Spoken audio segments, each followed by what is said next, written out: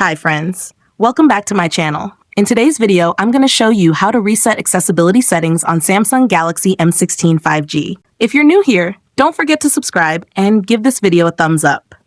Now let's dive in. Step 1. First, unlock your phone and open the Settings application. This is where you can find various customization options for your device, including display settings, security settings, and accessibility features. Step 2. Now locate the search icon in the top right corner and tap on it. The search feature makes it much easier to find specific options without having to scroll through multiple menus manually. Step 3. In the search bar, type Reset Accessibility Settings and wait for the results to appear. This will bring up relevant options related to your accessibility settings. Step 4. After performing the search, find the Reset Accessibility Settings option from the search results and tap on it. Choose the Reset Accessibility Settings option again. Step 5.